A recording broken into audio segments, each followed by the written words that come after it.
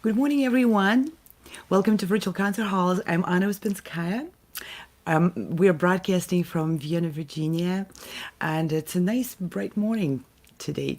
We're presenting episode 5 of the podcast series, which were created in collaboration with Polyphony Arts. And today I have the luxury of doing a little interview with Katie Beardsworth, the author of the podcast. Katie, it's a great pleasure to have you here. I know it's not morning in the UK, but we woke up to nice weather. It's such How are a you? pleasure to be back. I'm fine, thank you. It's nice weather here too, an early afternoon. Yes. Okay. And this is our 5th episode, so I don't want to go over again with questioning why did you decide to do the podcast? We already answered those questions. So I want to ask you, how do you decide on who will be your next guest? And just a few words about the guest you have for this podcast. Sure. So, when I started the podcast, I had a whole list of people that I wanted to talk to. So I just kind of got in touch with them all and scheduled them in as was possible. But and then once we'd recorded the episodes, I sort of went through and was looking at what the best order would be, whether there were episode topics that tied together, etc. It's always best to talk to people about the thing that affects them most or that they're most interested in talking about. So didn't always have a topic in mind, but obviously sometimes we did. The episode that we recorded with Steve Sterling, which is the one we're going to show today, Steve is a horn player with various orchestras, including St Martin in the Fields and Aurora, and also in the New London Chamber Ensemble, which is a wind quintet. And so he had this, and he also teaches at Trinity Laban, and he had this really broad perspective on various types of work that musicians might be doing. And we recorded the episode a few weeks ago, just as the sort of autumn season was starting to kick in, so just as the first orchestral rehearsals were happening, and he'd been teaching online. So he basically shares perspectives on teaching and educating and being part of orchestras and chamber groups in the, so kind of the whole range really of musician activities, and what has and hasn't been happening over lockdown, and just how it was reopening just a few weeks ago, which is still really relevant at the moment, particularly as in the UK we head into a second lockdown. That is wonderful to hear from musicians who are handling the situation in a way which sees the future.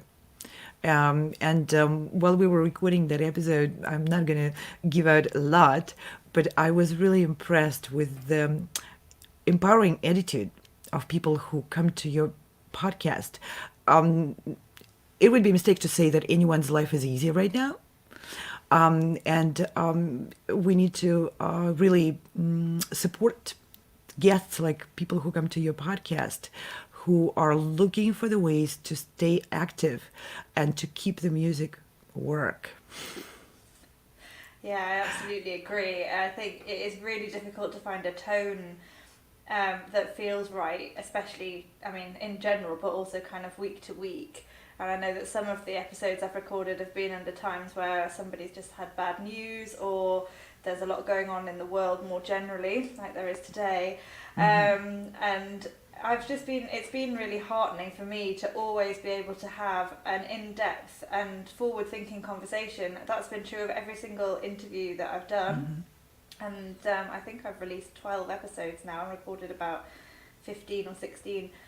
And every single guest has had something to say about either positive things that has been happening for them and the way that lockdown has changed their perspective, or changed something for them for the better, or things that have been learned about how we work and how the music industry works and how that could be better in the future.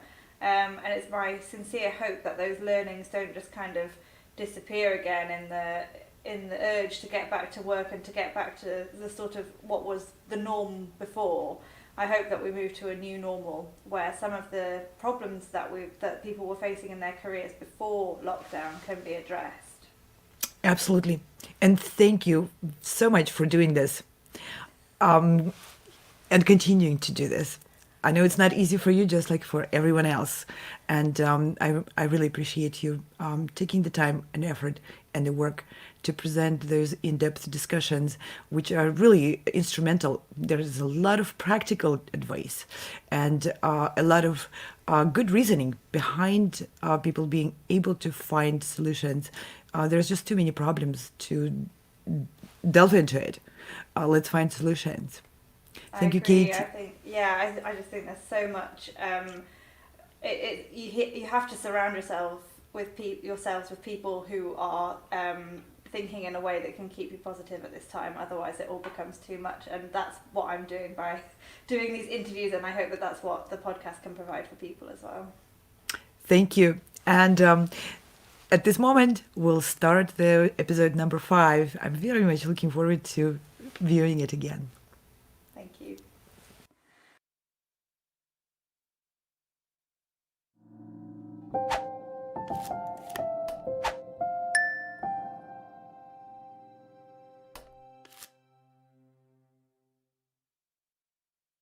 Hello and welcome to Music Works, a podcast by Polyphony Arts. We're talking about the future of the classical music industry with some great guests. Thank you for joining us. Hi. And welcome Hi, back Katie. Hi, Steve. This is Music Works, a podcast by Polyphony Arts. I'm Katie Beardsworth, the founder of Polyphony Arts, and my guest today is Steve Sterling. Hi, Steve. Hi, Katie. Nice to see you. Hi. Thank you so much for joining me. It's a pleasure. It's all good. Steve plays the French horn, as it says in his name here, and he is the principal horn for St Martin in the Fields, horn in the New London Chamber Ensemble Wind Quintet, and teaches at Trinity Laban, among as many other things. I've just realised that you said you were going to introduce yourself, but I've just done it for you. We're doing really well. I think it's all my life has been spent in and out of the chamber and chamber orchestra world. I've very much specialised in those areas, so I do dip sometimes into symphonic work, but by and large I'm a chamber orchestra player and a chamber ensemble player, and occasional soloist as well. So I've had a portfolio career, I think is how it's described, but it's very rarely been boring. I'm sure. And so they're the main 3 strands of the portfolio career then is St Martin's, the Wind Quintet, the New London Chamber Ensemble, and teaching, would you say? The various other chamber groups I play for as well, but teaching is a very important strand of that, of course, yes, both with Trinity Laban in London and also privately. What has teaching been like over the last few months without being able to meet face to face? Over the last few weeks it's been quiet because conservatoire students have been on holiday, but up in the first month or two of the lockdown, all my teaching transferred to online, and that was very interesting. It was a huge learning curve for everybody. You have various levels of sophistication. At the most basic level, you can both be at each end of a telephone and kind of get something done using either FaceTime or Zoom or any of the various apps of those sorts. And those are subject to the algorithms that Zoom or whoever use to decide that an instrument might or might not be an acceptable form of the human voice. So, and the strength also of your Wi-Fi or internet connection is terribly important. So at the very, very basic level, you can get something done, and it's perfectly possible to deliver a good lesson if your signal is reasonable. There comes a point where if the signal deteriorates too much, then it's not a pleasant experience for anyone. But then you can gradually start upping your game. So you can switch from a mobile device to a laptop or a good tablet. Then you can use their internal microphones and cameras, or you can start adding your own microphones and cameras. So I've been gradually assembling bits of kit. So basically, online teaching is perfectly possible with almost any form of equipment, and you can gradually improve that. It's a big learning curve. You can improve the quality at which you can listen as well. As I mentioned, that the algorithms of Zoom and the various other things are designed to make human speech nicely comprehensible, but they're definitely not designed for the extremes of a piccolo or the lowest notes of a tuba. They'll cancel those notes out in the belief that human voices can't do that. So for actually online watched, teaching, you yeah, I actually watched a singer. I've been listening mainly to a Zoom karaoke session. oh So, yes, oh, switch.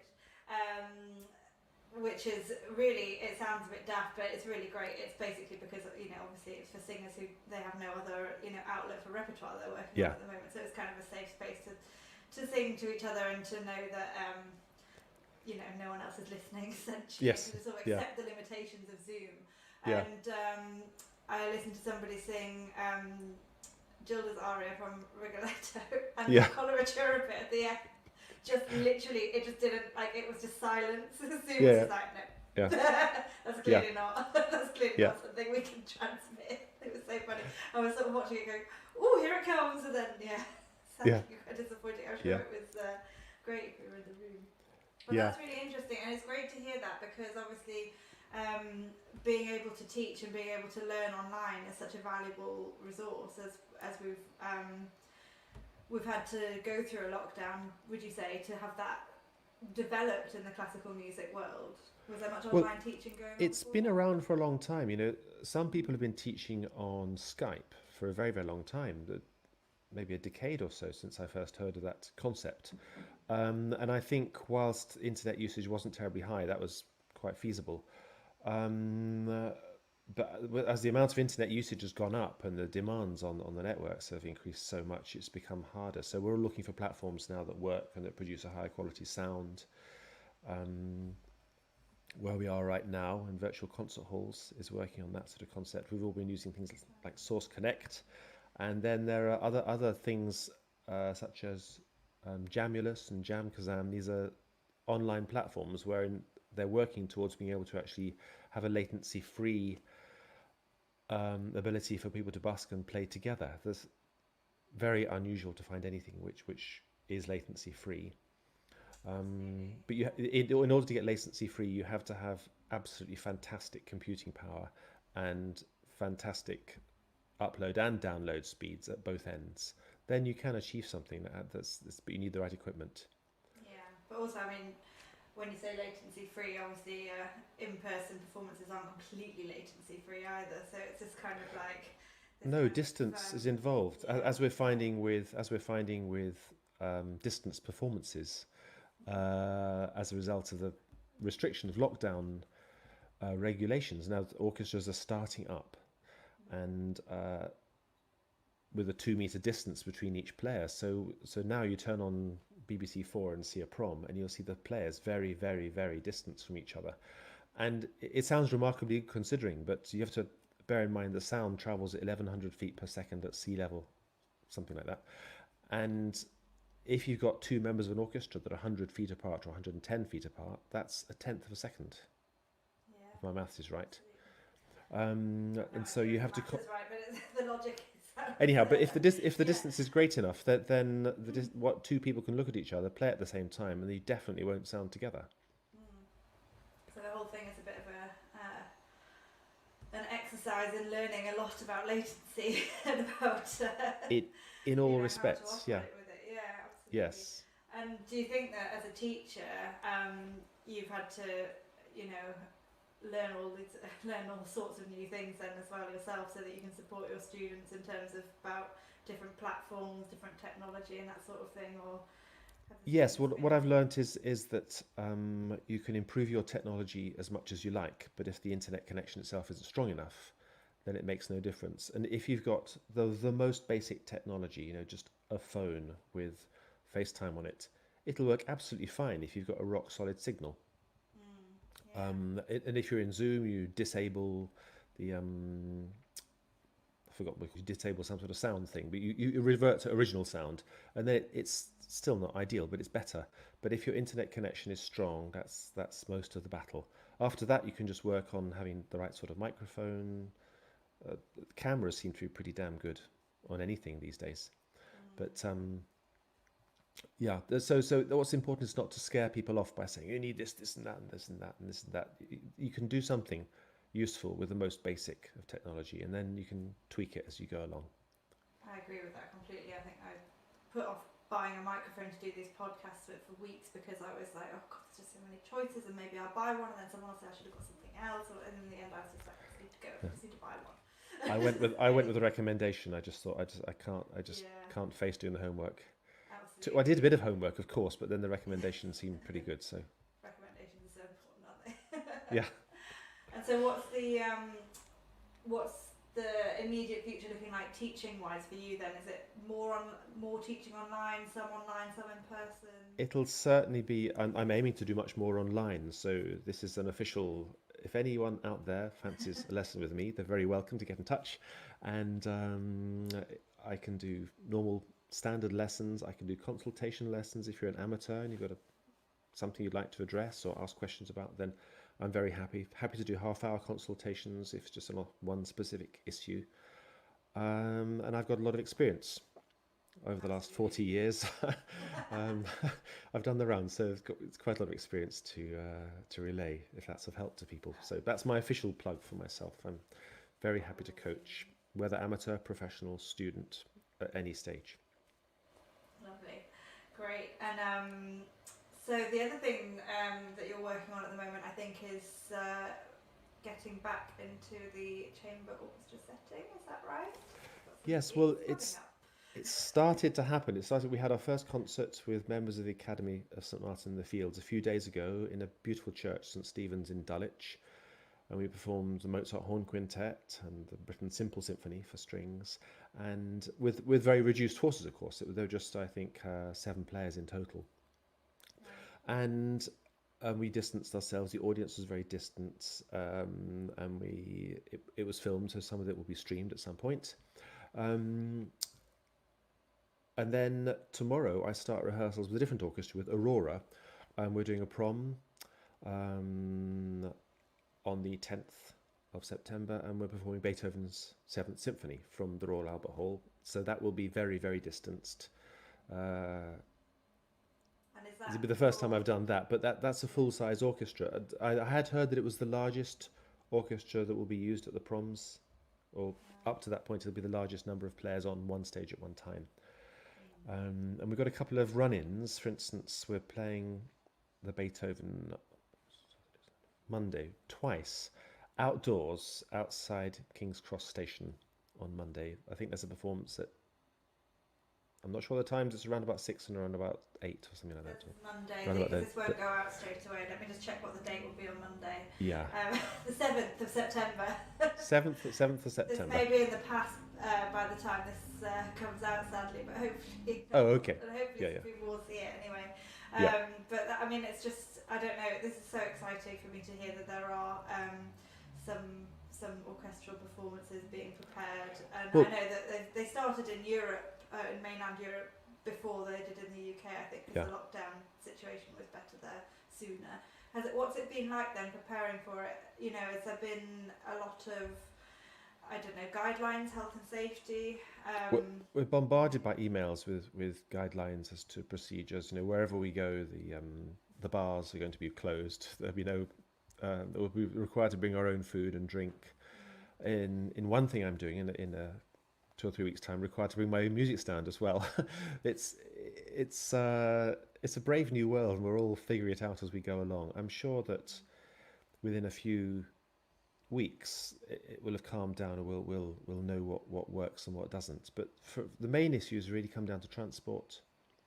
To what extent is one prepared to travel on the underground or buses, this kind of thing, or I'll be driving as much as I can, which I loathe doing. Our parking in London is really not my idea of fun. But I'll be doing that for a while until I'm confident that getting on public transport is completely safe. I've got young children, and there's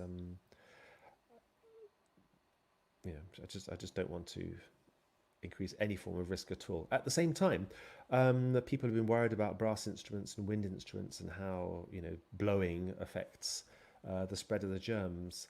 And there are some very interesting clips on YouTube. There's a particularly good one at the moment of it's called "You Can't Blow Out a Candle with a Trombone," and it's there's this trombonist playing a bit of Ravel's Bolero. And he's trying his absolute damnedest to blow out a candle with a trombone. You can't do it. It can't be done. absolutely. I think it's been a real shame that, obviously I'm all for safety, but kind of singing and wind and brass instruments really have kind of taken a bit of a hit with the perception that they would be more dangerous. So I'm glad that the research has been done now to show that they aren't. Yeah, for the listener, I would say that one of the old tests for the bel canto singers, the opera singer holds the top note for half an hour and doesn't waver. One of the tests was you put a candle in front of your mouth and the flames are not allowed to flicker whilst you're singing that top note. It's all to do with the efficiency of the vibration of the vocal cords if you're singing, and as if you're a brass instrument with the vibration of the lips. You're creating an efficient vibration, and that doesn't involve the movement of air. The air is moved in order to make those things vibrate, but that can be done efficiently. So there's much, much, much less air used in playing generally than there is in speaking, for instance. Yeah. If you go to the theatre and watch an actor from a distance or from side on, you'll see particles as they spit out all the consonants. Again, you're in a theatre, so the distances negate any danger there, as far as I'm concerned. But it's important to bear in mind safety is one thing and science is another thing, and put the two together if they make sense. That's great, but you can't invent science on the grounds of safety. Well, does that make sense? That makes a lot of sense, yeah. And I think that safety is essential, but then as I say, if things are actually safe, then not doing them really, just causes people to be, not doing things that they love doing and need to do for work or for enjoyment or for all the other reasons why we sing and play instruments. Yeah. And is there any testing involved in working with an orchestra? Because I did hear about the first orchestras that went back to working together in Germany were being rigorously tested, I think. I understand that some orchestras, some of the symphony orchestras, some of the members or all of the members are being tested weekly anyway. Yeah. Certainly for this project I'm starting tomorrow, we'll all be tested at the beginning of the project, but the results won't come back for a few hours or a day or so.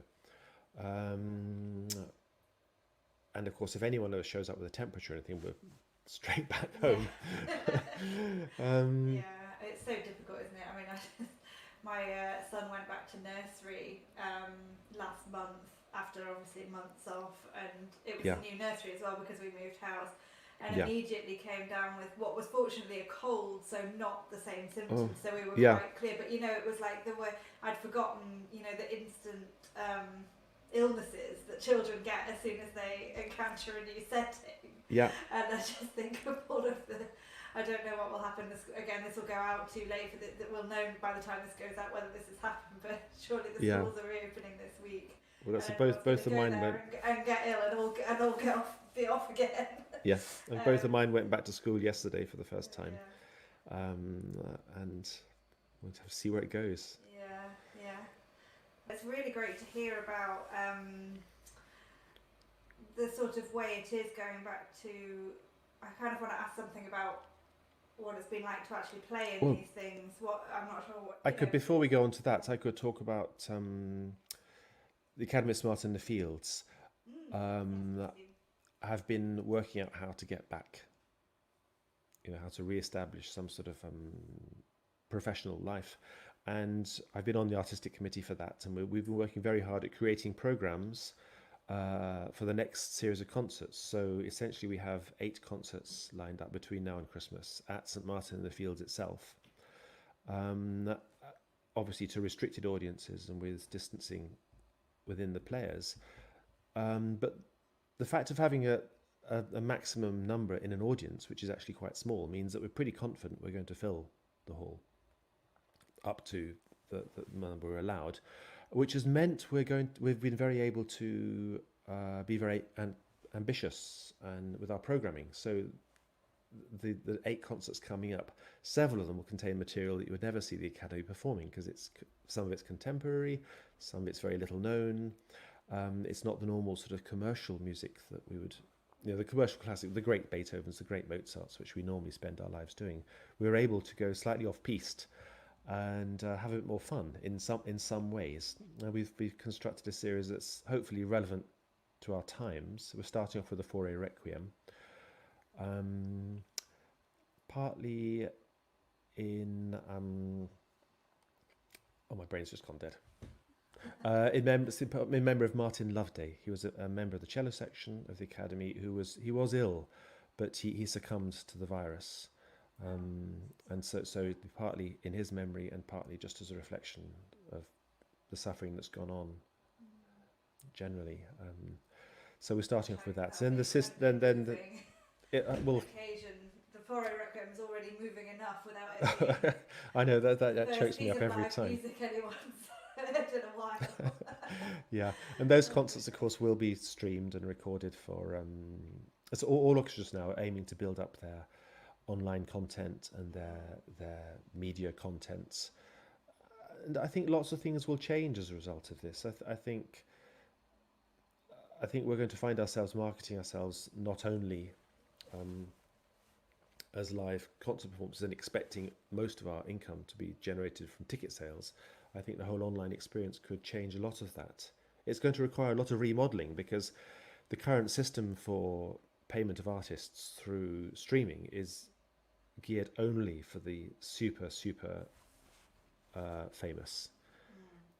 I'll say right now, in my entire professional life since streaming was introduced in any shape or form, I've had the round figure of 0 from royalties. Oh no!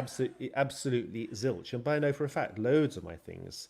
I had an email from Spotify yesterday saying I've been viewed 2,000 times last month. Well, I'm still expecting absolutely 0 from it. So I think the remuneration system has to be changed. If the arts are going to survive, the performing arts, and that's not just music but the theatre, then there has to be some way in which the people that create that art or who perform that art are recompensed in such a way as it's feasible for them to live. You've got to be able to support a family is got to be the minimum that you should be able to do out of what you can earn. I read a blog post title this morning, I haven't read the post yet, but that said that 64% of musicians were considering leaving the industry. And as much as there has been a pandemic, and that's a fact, I do think that goes to show something about how livable an industry it is, really. Well, the pandemic has merely highlighted what was already a struggling, as I've already pointed out, streaming, which how many people on this planet have not ever streamed anything? You know, certainly in the Western world, most people are plugged into some form of device a lot of the time, and people are listening to films. You know, streaming is where it's at a lot of the time. Downloads, everything of that sort, and to expect the people that produce that work not to be paid is outrageous. It's completely wrong. It shouldn't be that way. I think it's a shift that absolutely must happen, and this is the focus of a campaign by the Musicians Union, which came out not long after lockdown started, was to fix streaming. I was having a conversation about this with somebody else the other day who said that streaming originated as a solution to a problem of piracy, and essentially it responds to the fact that this is how people consume things now, isn't it, with sort of Netflix and Amazon, and you know, people consume their TV and their music and so on a subscription on demand basis, and that's why it exists. But then it's not, I have no idea what the models are for the TV versions of those things, but the music versions aren't set up so that the people who've made the work get the money for it. What I will say is there's one organisation called PPL, and they collect monies for radio broadcasts. So if anything that I'm on gets played on the radio, then PPL do actually collect some monies from that. And so that's been a very, very effective organisation. And whilst I've spent most of my life on the concert platform, I've not done an enormous amount of recording. It still generates a certain amount of income. And if you can do it for radio broadcasts, you can very definitely do it for anything which is computerized and has a digital signal which is 100% traceable. Of course, because it's all analysed to the max anyway, so definitely the information definitely exists. Yeah. For sure, absolutely. I couldn't agree more. I think that streaming and reacting to the way people consume music and the way the impact that has on artists is absolutely critical to the future of the Yeah. industry, really. And same with audiences. I mean, this kind of comes full circle into what you were saying, that our audiences are going to be partly in person and partly online now, whereas before, apart from some organisations that were already doing digital a lot, then usually quite large ones with large budgets and so on.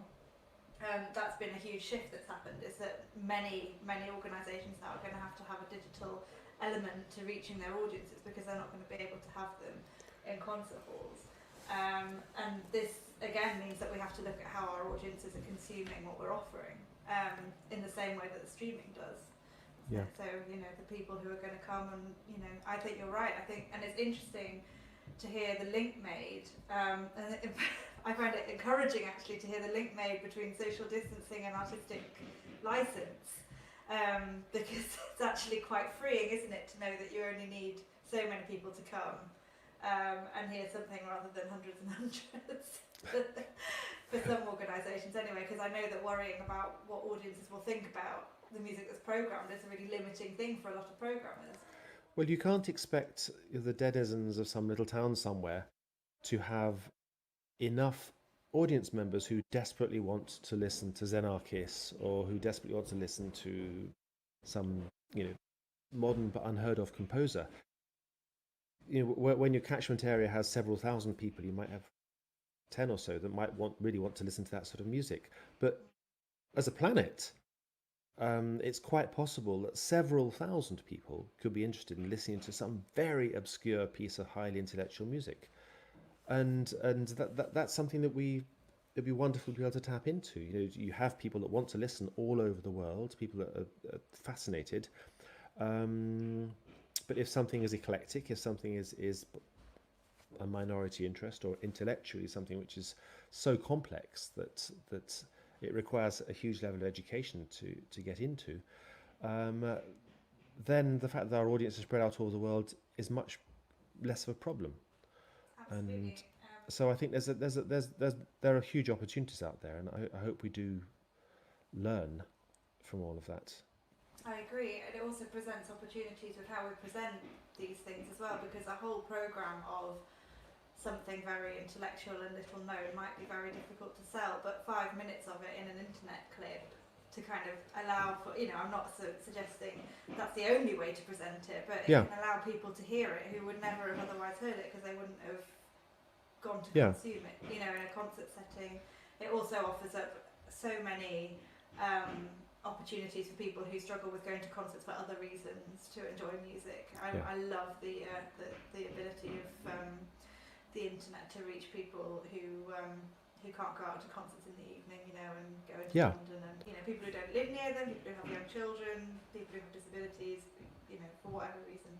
There's Yeah. just so many opportunities there. So I do think there's, the future is bright in that sense for interesting and innovative ways of engaging with audiences. Do you think? Absolutely. I mean, I think that we've become stuck on various very defined things. People put a CD into a CD player. That's, some people don't even understand what that is anymore. But then the rest of us think, well, you go to a concert, you pay a ticket, you pay for a ticket, you go to a concert hall and you sit down for 2 hours. Well, of course, one of the things that's turned up with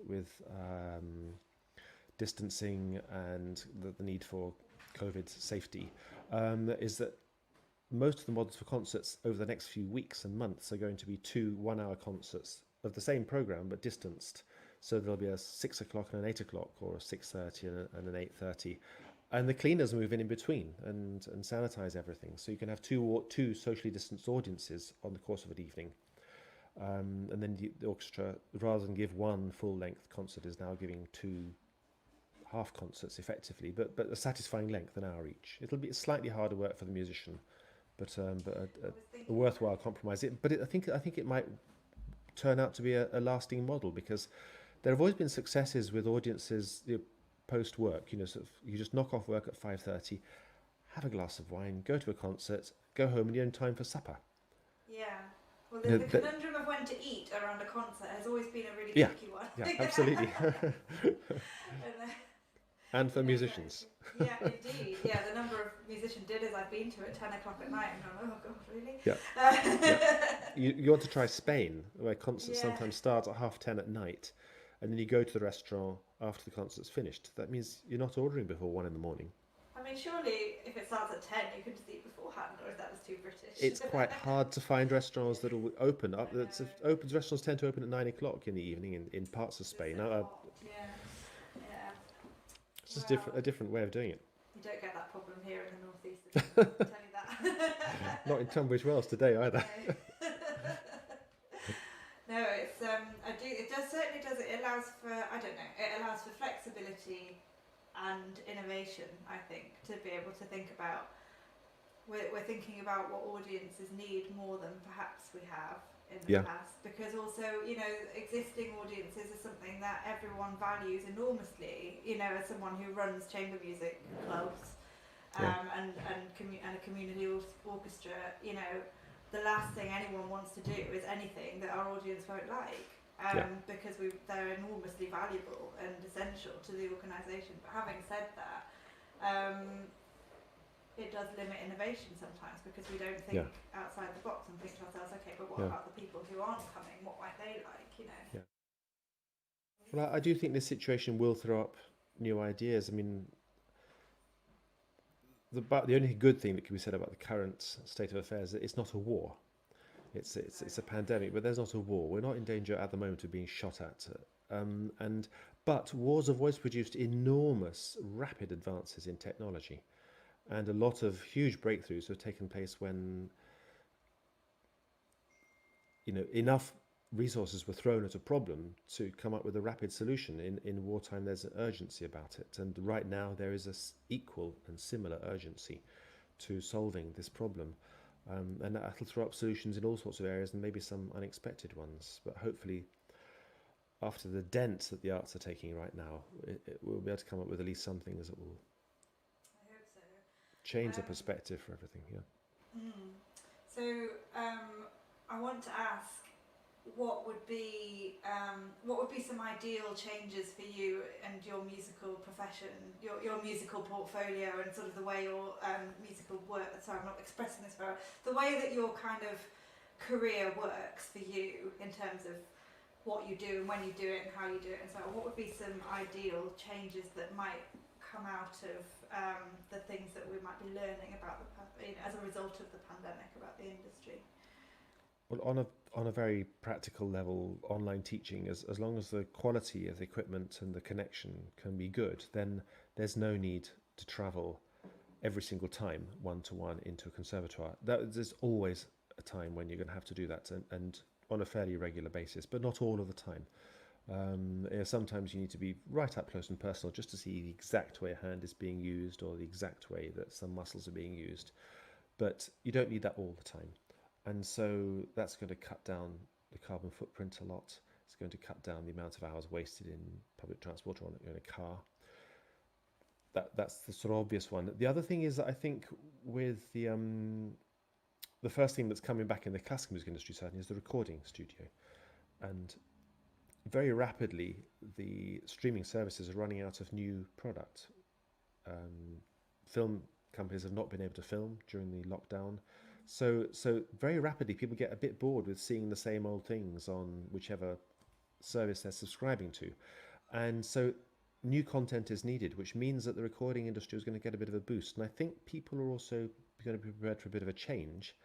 And so I'm hoping that more contemporary music will be recorded and maybe listened to. I'm not talking the music that's extremely hard and extremely difficult to listen to, the more intellectual end, but I'm talking about music which is beautiful to listen to and fascinating. So the pop industry will get a boost, and I'm hoping that various aspects of the classical industry and the film industry will also get a huge boost from the desire for new content. Beyond that, it's hard to see how we can avoid going to places and playing in venues. Live music is unbeatable, and it's hard to see how that's ever going to change.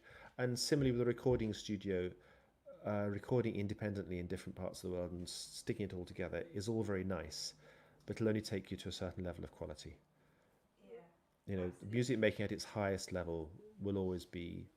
Actually, that's not quite true because some types of recording are always made up of layers and layers of things which are added, and it doesn't matter where you are in which studio. But performances of symphonies and chamber music, this kind of thing, it's hard to envisage a time when that won't be much better with everyone in the same room at the same time. Yeah, you have to share a space, don't you? Yeah. Yeah. Oh, thank you for answering that. Well, it's been lovely to talk about all of this. Is there anything else that you'd like to talk about? Is there anything else that you'd like to plug? Still available for online teaching?